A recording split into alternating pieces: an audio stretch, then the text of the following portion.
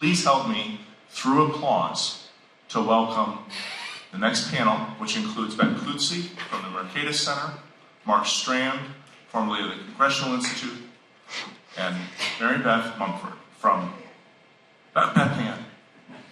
Do not let me near a microphone again. Vice President for State Operations at AFP.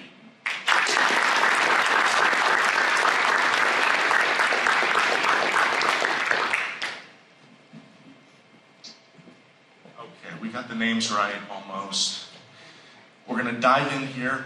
And what I'd like to start with is just a reflection on the day. I have heard sometimes very expressly, explicitly, and other times just filtered through the conversation, references over and over again to our founding era, the Declaration of Independence, that moment of so much change in our history that led to a constitutional order. And as you took part in our program today, I wonder what stood out to you in bright lights. What sort of thing in your mental notebook you say, you know what? That's a principle of the American founding that I want to underline because it really, really resonates with how I see the world. And if we could, we'll just move down the line. Help us reflect on the day, Ben. Sure, and thanks for having me here. I would cheat a little bit because I think I've heard a number of words that tear up to something that I've been thinking about a lot lately. I've heard freedom, I've heard community, I've heard faith, but as I reflect on America's 250th, I think the one thing that truly reflects what America truly is resilience. And I think America is resilient because of its ability to adapt, to innovate, to absorb shocks and challenges, and to bounce back even stronger. And I think America is able to do that because of how incredibly free America is. It's remarkable to really think back to the early days of the arguments and the conflicts and the battles. The founders did not really know for sure that this experiment will work, but it has, and I think it's a testament to how resilient those ideas and principles truly were. Wonderful, thank you. Mark? Yeah, I think an interesting thing you come away is that there's this like Venn diagram of conservatives, and there's a great big heart in the middle of it, which we all have a lot in common. So you don't have to agree on every single principle, every single idea to have a lot of commonality with all our different people in the room here. My biggest worry is, especially as you talk about the 250th birthday, is that we're kind of losing the idea of what freedom is. In the sense that when we talk about the founders' vision of freedom was that all men are created equal and endowed by their creator with certain inalienable rights, is a meaningless phrase on our college campuses these days. Because they don't think of human beings as the exact same way. They think of them as people who are in pursuit of power and using language that's basically meant to gain one advantage over another, and that the definition of truth itself is something that is according to whatever regime happens to be in control, whatever. And so my worry is, and I was thinking about this, is people talk about freedom because there was a time back when I was president of the Congressional Institute, when John Boehner first became Republican leader, he held a meeting with the members and say, let's come up with a common theme of what we want to talk about. And every single person came back to the word freedom. It was part of every single idea that people had, that freedom was the center of what we needed as a country. But if we have a whole bunch of people coming out of colleges right now who don't know what we mean by freedom, I think we have a lot to worry about in this country. So, yes, I'm excited about all the ideas. I just want to make sure we don't lose sight of the fact that there's a whole bunch of people out there who think we're talking Greek. Not that there's anything wrong with Greek. Beth, do you want to tell us what jumped out at you throughout the day that said, that's my principle, that's how I connect to the founding? Yeah, so thank you for having me here, and thank you for all of you who are here. I know one of the most important commodities anybody has is time, and you've spent all day in a conference room, in an auditorium, so I appreciate that. But when I think about our founding and like what is really compelling, is really the idea of the pursuit of happiness. And what we've talked about all day is human flourishing. How do we make sure that freedom and opportunity give way to people being able to build the life that they want to build and flourish in a way that they can find and pursue their own happiness? And that's really what all this work is all about, right? We have tons of policy debates. We can talk about which rules to reform, which laws to pass, which parties to pass and vote for. But at the end of the day, what we really want in the American experience is a place where anybody from anywhere can come here and live their best life, whatever that looks like for them. And 250 years into the experiment, I think we still have that belief that the pursuit of happiness is possible here. And the work that I do at Americans for Prosperity almost every day is out talking to regular people, not people here in DC, but people all across the country, and that's what they want. That's what they're looking for, is the ability to just live their best life. Well, can I ask a quick follow-up on that? This notion of, you just said people share this idea that the pursuit of happiness really matters. Is that an idea that's organic within us, naturally, or is it necessary for us to transmute it, to pass it on to the people that Mark was just talking about, to teach them how it has meaning? Yeah, no, I think it's incumbent on all of us to pass it on. Ronald Reagan said freedom doesn't exist in our bloodlines, right? We've got to pass it on to the next generation. We were just talking backstage. I've got teen kids, college-age kids, and the conversations they come home with are so fundamentally different from the conversation they get at the dinner table in our home, right? They're being exposed to a different vision of the world.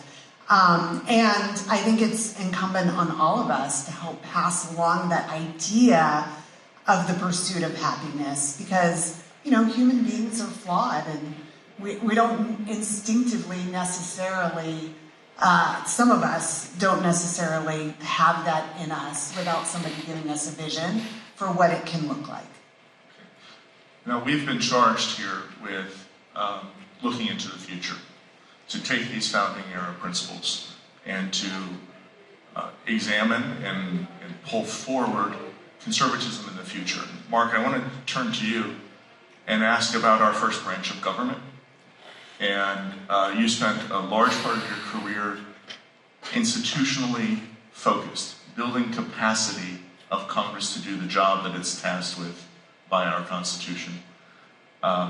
What sort of trends are out there? And I would like very much to help us get past the knee-jerk condemnations of these people don't know anything, they don't do anything, and they all want to be performative. Maybe that's a given or not, but there's the mechanisms of how Congress works or does not work that I think you have great insight on for us. No, these people don't know anything. They don't. Oh, no, sorry. It's interesting that I think the struggle right now is that Congress is voluntarily giving up its role in the Constitution. Freedom in our country has been protected by a Constitution that has checks and balances, that has limited government, that prevents any one branch of government from exceeding it. And we have a president who was, dare I say, almost Wilsonian in his pursuit of power in terms of doing things, and Congress is just letting them do it. Now, let me pause you just for a moment. That sings in my heart. Woodrow Wilson was first elected to the presidency in 1912. There are people here that don't know what you mean. Just give me 20 seconds on nearly, I want to paraphrase, but nearly Wilsonian in his approach. Yeah, what does that mean? Wilson believed in a very strong executive government, that Congress was kind of a pain in the neck to him in his theory, and he believed that, is that the whole idea is that the country should elect one powerful leader who was going to lead it, and Congress's job was to help, if anything, to make that possible. But he was a strong believer in an executive that was really unheard of before anyone else, with a possible exception. People will argue that Lincoln was, but out of necessity in a Civil War, but I don't think it was the same thing. I think Wilson was a built-in philosophy that felt that the president should be the dominant figure in government and should lead. The problem, of course, is that as you move towards that in this era, is Congress is voluntarily allowing the president to take powers that belong to it. You have tariffs. Article 1, Section 8 is awfully clear about who's supposed to be in charge of tariffs. Yet, I haven't seen any legislation introduced to change that. Whether you think tariffs are a good thing or a bad thing, and it's an argument, but it's not the president's job to impose tariffs. Any more than it was President Joe Biden's job to forgive student loans and make a $400 billion gift of taxpayer dollars to his favorite group of people. But the more the Congress sits back and lets the president do the more they actually give up their role.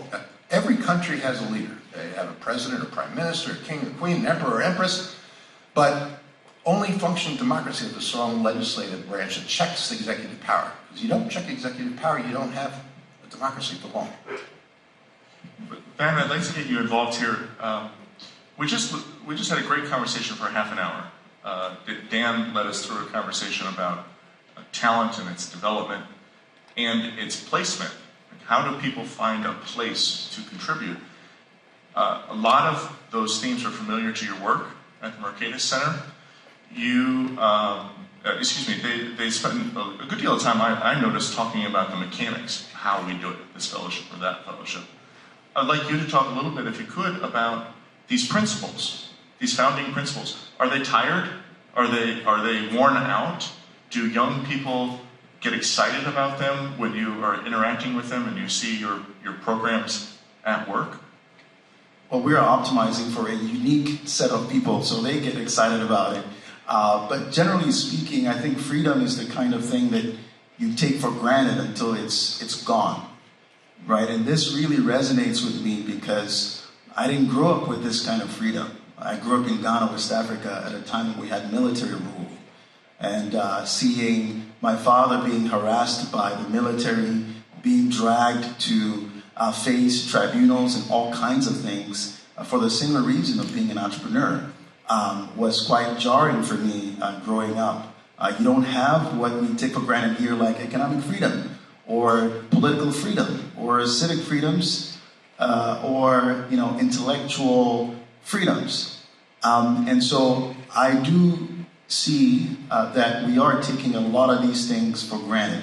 And that is why our fellowships and our talent programs are so important, so critical, because it's an opportunity for us to remind a lot of people about how these things work, how important they are. John Maynard Keynes said that the ideas of philosophers and economists and political philosophers are more powerful than is commonly thought. Indeed, the world is ruled by little else. So it is these ideas that critically rule the world, and we have to understand what they are. Otherwise, they'll be gone before we know it. So the kinds of things we do in our programs involve deep reading and deep learning, because that is the only way that you can engage thoroughly with these ideas, and you can recommit to it and ensure that they are sustained over a long period of time. I want to pick up on the difference there that Ben just highlighted of deep learning, the type of knowledge that comes with what I grew up hearing as a book learning, right? As opposed to intuitive, common sense, natural intuitions. Beth Ann, your work, if you could first just explain, I want everyone to be very clear what we mean by grassroots organizing. That's how you spend your days, I believe. What is it what type of ideas are moving through our communities of interest? People who say, I'm interested in politics and I have this idea. What type of idea is that? Is it what Ben's talking about, or is it something else entirely?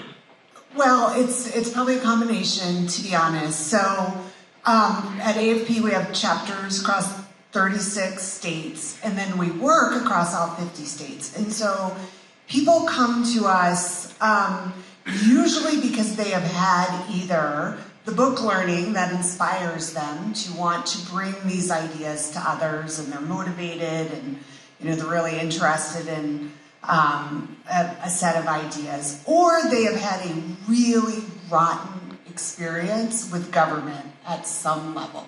They've tried to start a business. They've run into a government system that has gotten in the way of them just being able to do what they don't understand why they can't do. I can't cut down a tree in my backyard. I can't do this, I can't do that. Who can help me?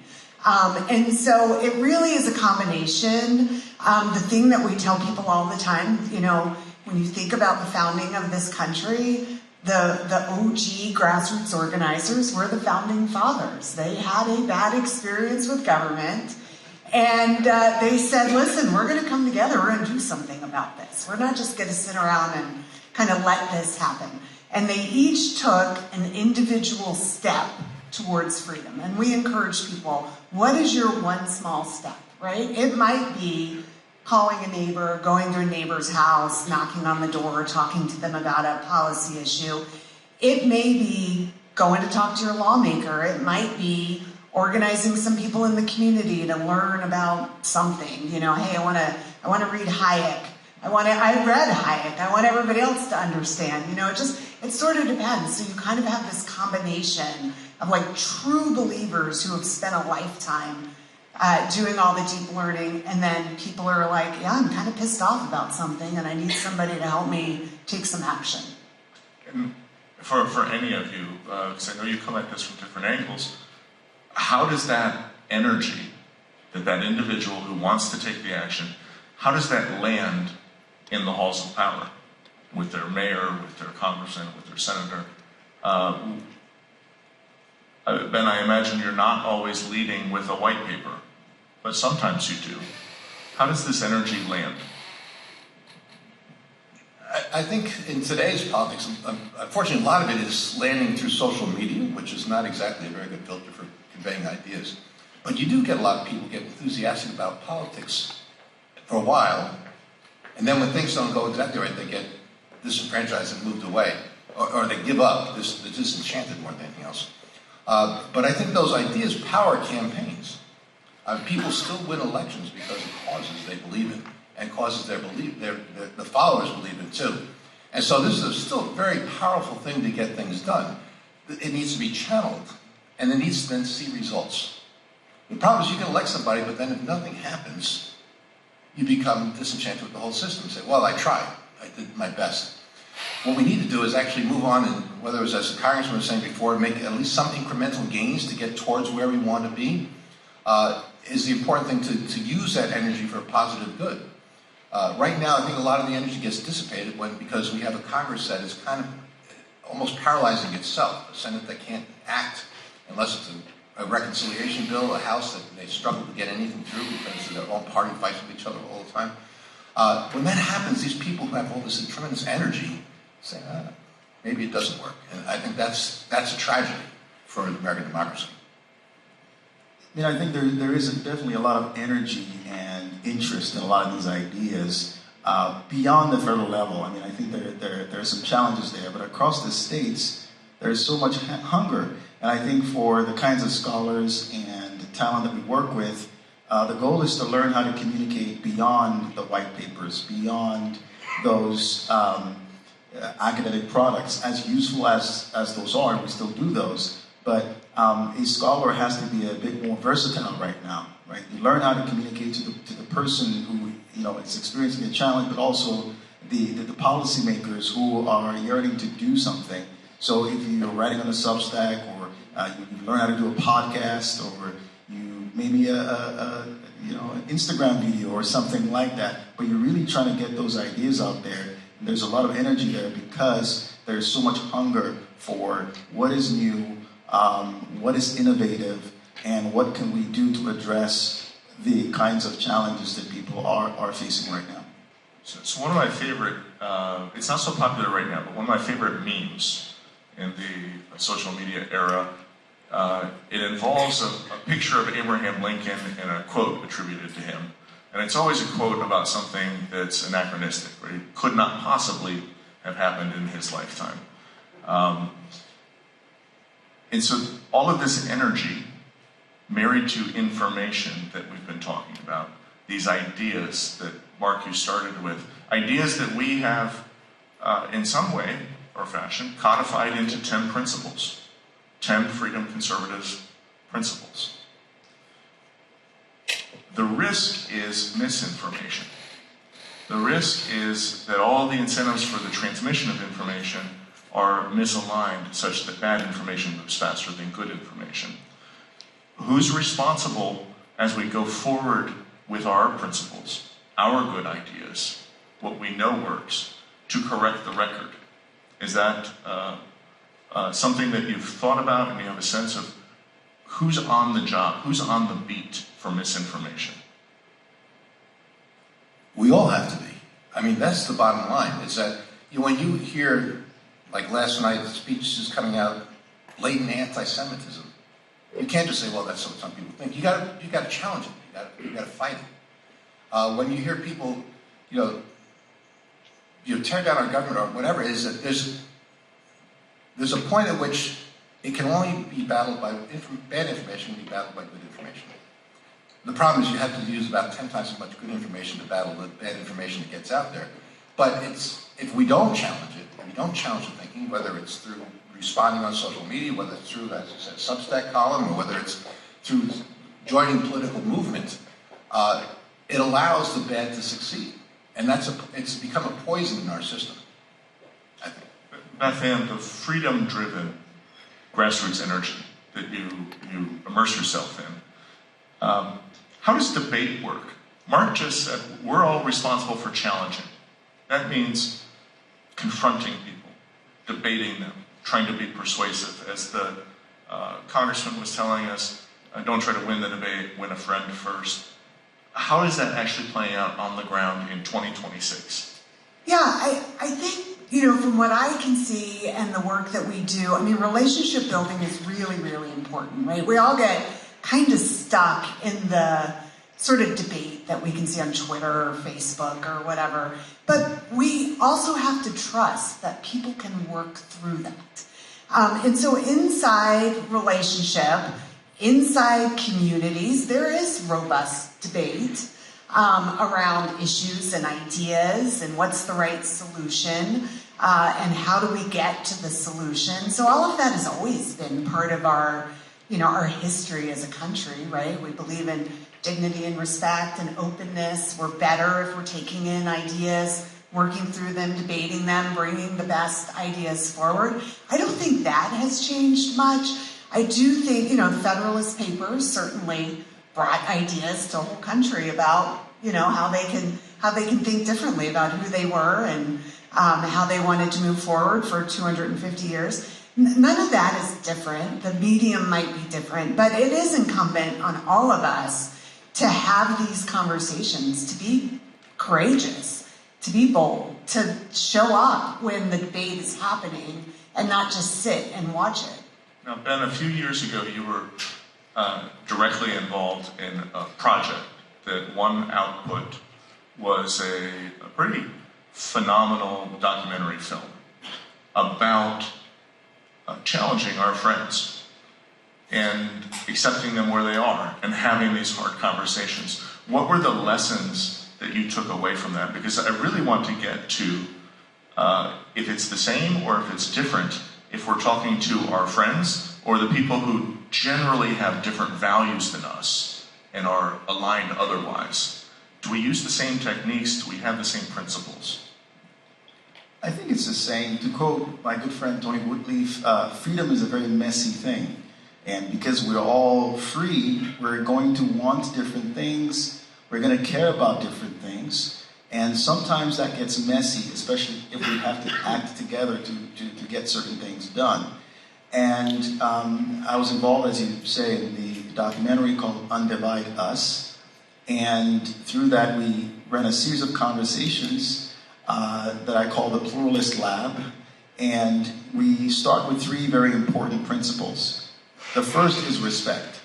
We learned this growing up as kids, that we are one another's dignified equals. That's what democracy is, self-governance among equals. And if we're going to share this space, we're going to have to respect one another. And if we can agree on that, there's so much more that we can do. The second principle is authenticity. That if we respect each other, then we're not masking our views or pretending to be something that we're not, but we're truly being honest about the things that we care about and the things that we believe in. And then finally, curiosity. That we should have the freedom to be able to ask and inquire and, figure out what the other person cares about so that we can find a way to get to common ground. So if we can do respect, authenticity, and curiosity with friends, surely we can do it with people who disagree with us. And oftentimes, it doesn't mean that we're all going to agree on every single thing, but at least we begin to see each other differently. I think one of the biggest challenges is that we're overestimating how extreme the other side is. Because of all the things we're seeing on social media, cable news, talk radio, what have you, we have a sense that if you're color blue or color red, you must be this extreme thing. But when you have a conversation with someone, you realize, oh, we actually care about similar things. And I think if we practice these principles, respect, authenticity, and curiosity, I think that takes us a long way. I'm going to ask you each to peer into the future a little bit. Based on what Ben is saying, is the future of American political institutions retail politics? Because I think a lot of what you're saying about understanding people and where they are is, it's almost like interpersonal, right? It's not broadcast. Is that the case, or am I reading that wrong? I think it's yes and. Tell me more. Explain that. I think there's work that we all have to do as citizens and as leaders. But I think that there's also a lot more work also for the kinds of people who are office holders, people who are policymakers, in being trendsetters for the kinds of positive attitudes that we want to see long term. And so one of the things that, I say a lot of, at Mercatus is that we have to train and equip, change makers. So definitely we're going to need the breakout people who are out there in the public domain who reflect these values. I think that's going to be critical. And then there are all kinds of things that are related to primaries and so on that will take a whole hour or more to discuss, but I think there are challenges there to be addressed as well. You want to add something, please? Go ahead. Okay. One of my thoughts is that part of going forward is that we have to start re-empowering our institutions to do good.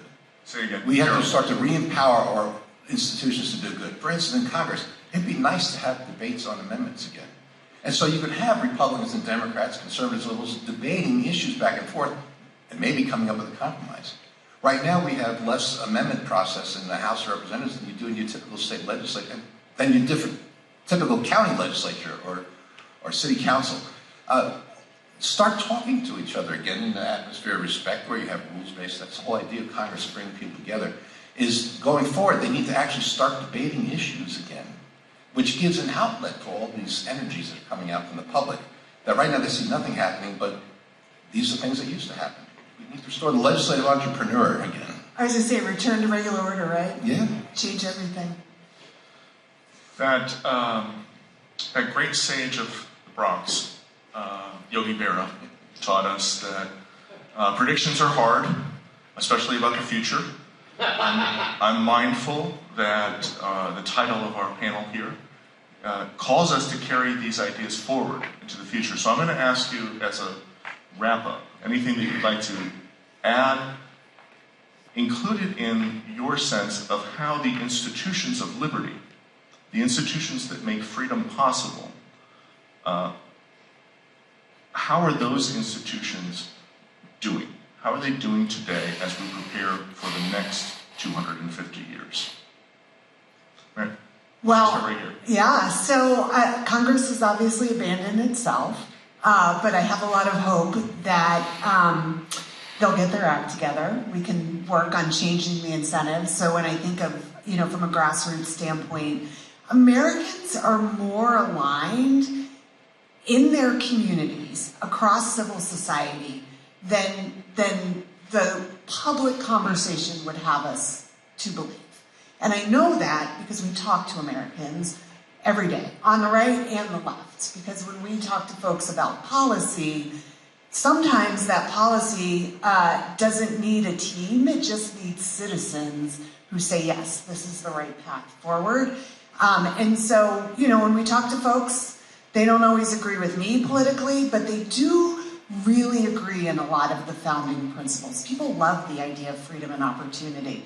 We're aspirational people, so I have a lot of hope and belief that while we've got everything all kind of shaken up right now, everything that has expanded freedom in America over the last 250 years has really just started with citizens coming together to demand change. And that's what I see over the next 250 years continuing. Gentlemen, any predictions on the institutions of liberty? They will stand because they are very, very resilient.